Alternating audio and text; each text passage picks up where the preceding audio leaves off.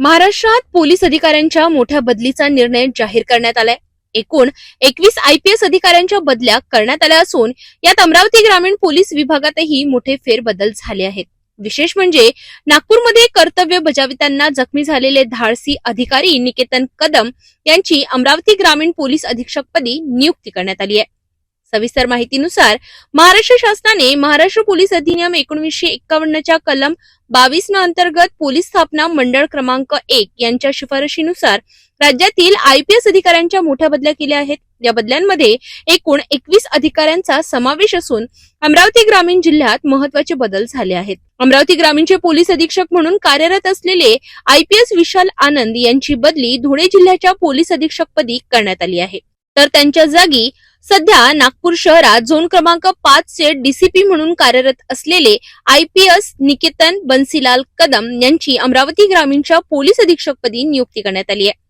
निकेतन कदम हे 2019 बॅचचे महाराष्ट्र कॅडरचे IPS अधिकारी म्हणून त्यांनी अत्यंत संघर्षातून यश संपादन केले आहे। एका सामान्य शेतकरी कुटुंबातून आलेले कदम यांनी मराठी माध्यमातून शिक्षण घेत इंजिनिअरिंग पूर्ण केले आणि त्यानंतर IT क्षेत्रात नोकरी करत असताना UPSC ची तयारी करून IPS होण्याचे स्वप्न पूर्ण केले।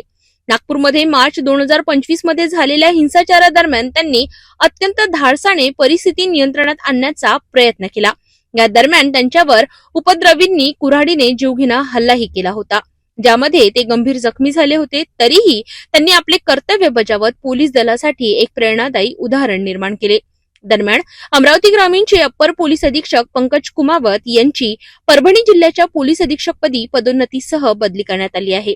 तर त्यांच्या जागी महाराष्ट्र राज्याच्या विशेष कृती विभागातील स्टाफ ऑफिसर दत्ता लक्ष्मण तोटेवाड यांची अमरावती ग्रामीणच्या अप्पर पोलीस अधीक्षकपदी नियुक्ती करण्यात आली आहे। या सर्व बदल्यांना सक्षम प्राधिकरणाची मान्यता देण्यात आली असून राज्यातील कायदा व सुव्यवस्था अधिक मजबूत करण्याच्या दृष्टीने हा महत्त्वाचा निर्णय मानला जातोय।